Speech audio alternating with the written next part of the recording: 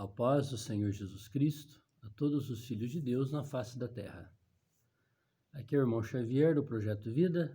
Nós estamos lendo a Bíblia, a Palavra de Deus.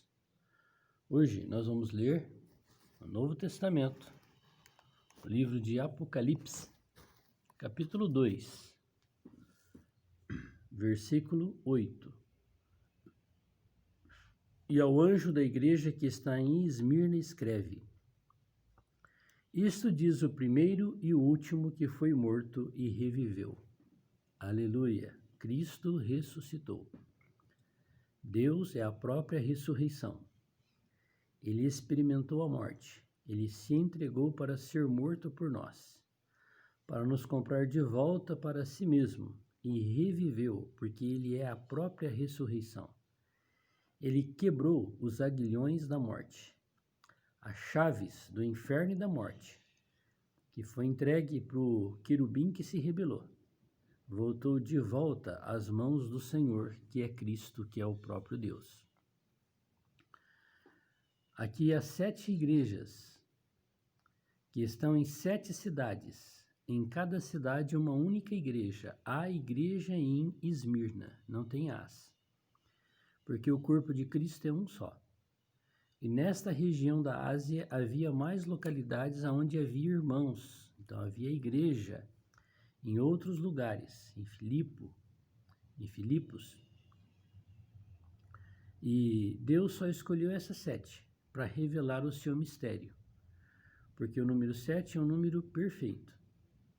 E por meio dessas 7 cartas, essas 7 localidades onde tem os irmãos, Deus queria revelar todo o seu mistério que está para acontecer. Nessas 7 cartas, nós também vemos os 7 estágios em que a igreja iria passar, desde a ressurreição do Senhor até a sua segunda vinda. Nós vimos esse estágio já do primeiro amor, onde os irmãos se entregavam ao Senhor para fazer a sua obra. Depois nós vamos ver no que esse amor vai se esfriando.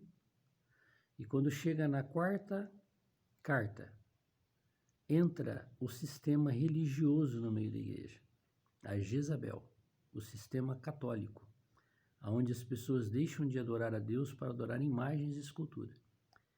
Isso aconteceu por volta do ano 300. E essa situação vai perdurar até a volta do Senhor. Depois nós vimos que o Senhor faz uma reforma, uma restauração no meio da igreja. E surgem as denominações evangélicas. É representado por outra cidade. E isso vai perdurar até a volta do Senhor. Aí nós vemos alguns lá que não são nem quentes nem frios. Entendem a palavra, mas não se posicionam. Vai perdurar até a volta do Senhor.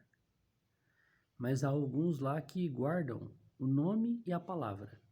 Vai perdurar até a volta do Senhor. Então essas 7 primeiras cartas é uma sequência. Aconteceu o primeiro período da igreja em Éfeso, o segundo período da igreja em Esmirna, o 4º período da igreja em Pérgamo, o 3º período da igreja em Pérgamo e o 4º período da igreja em Tiatira. É uma sequência. Mas da igreja em Tiatira não é mais sequência. Aquela situação de Tiatira vai perdurar até a volta do Senhor. E as outras também vão perdurar até a volta do Senhor. Então, por meio dessas 7 cartas, a gente consegue ver a história que aconteceu no corpo de Cristo na igreja, desde que Cristo entrou dentro dos seus filhos até a sua segunda vinda. Nós vamos ver a próxima sequência. A primeira sequência é o primeiro amor. Vamos ver o que aconteceu no segundo período em que a igreja passou. Eu sei as tuas obras e tribulação. Então os irmãos faziam a obra do Senhor, pregavam o evangelho, mas a tribulação era algo presente na vida dos irmãos. O Senhor diz na sua palavra que o diabo não vem senão matar, roubar e destruir. Eu sei das tuas obras, da tua tribulação, da tua pobreza, mas tu és rico. E a blasfêmia dos que se dizem judeus e não são, mas são sinagogas de Satanás. Então, nem todos os judeus é povo escolhido de Deus. Judeu, que é escolhido de Deus, guarda os mandamentos de Deus. E a maioria dos judeus vão para as sinagogas para poder estudar a Bíblia, o Pentateuco, para fazer orações a Deus. Mas em todos os lugares, inclusive na sinagoga dos judeus, há os falsos e os verdadeiros. E há também os ateus, incrédulos e invocadores de espíritos imundos e de demônios e de mortos. Tudo isso no meio dos judeus.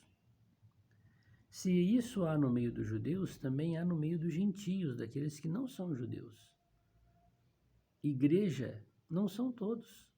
Igreja é aquele que recebeu o Senhor dentro de si. Mas nos grupos religiosos, há muitos que nem tiveram essa experiência ainda de receber o Senhor. Então vão para a sinagoga, para os templos, mas não são filhos de Deus. E lá ainda há a mesma situação dos judeus. Incrédulos, invocadores de demônios, de mortos, adoradores de ídolos, meio cristão, evangélico. E aqui o Senhor está dizendo que a igreja é verdadeira. Ela passa por tribulação, pobreza e são blasfemados. Não temas das coisas que há de padecer. O que eles iam padecer? Eles iriam ser mortos por causa do testemunho de Jesus. Eis que o diabo lançará alguns de vós na prisão para que sejais tentados. E tereis tribulação de 10 dias. Ser fiel até a morte, dar-te a coroa da vida. 10 dias, um espaço de tempo. Eles sofreram isso.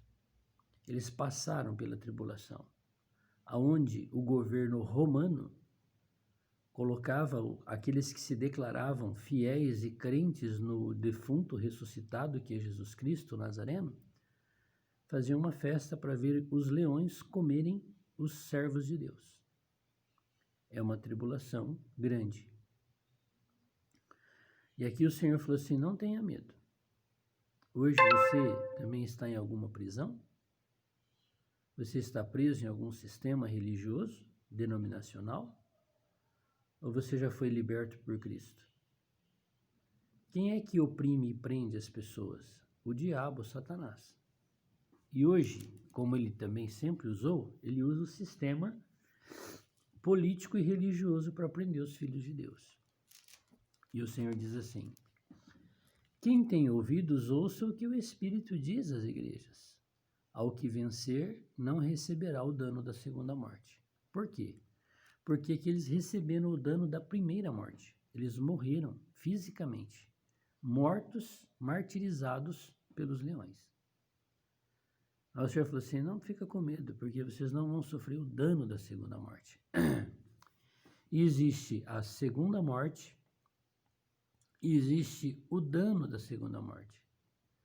O que é a segunda morte? É a separação eterna de Deus. Serão lançados para dentro do lago de fogo, junto com o diabo e os seus anjos, porque o lago de fogo foi preparado para o diabo e os seus anjos. E não tem ninguém lá ainda.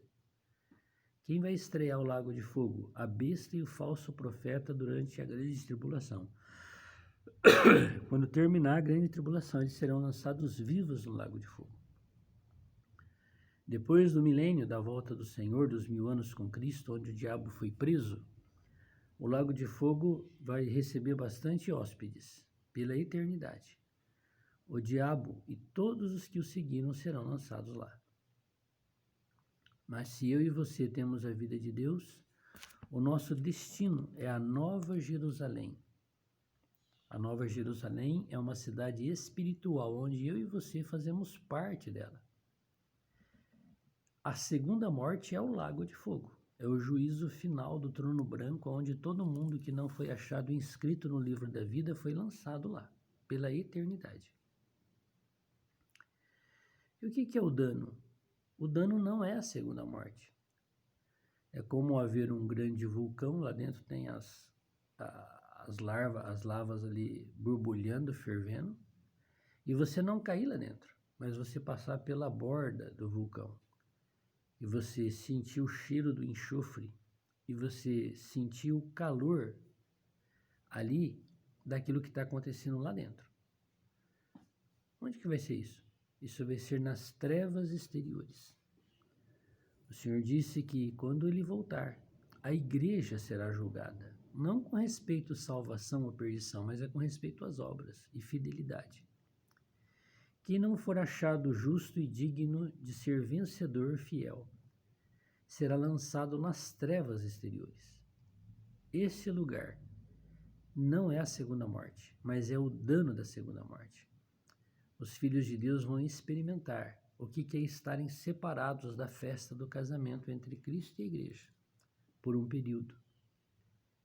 Só que é só um período. Quando terminar o milênio, todos os que foram disciplinados por Deus se tornaram Nova Jerusalém, mas experimentaram passar pela borda do vulcão.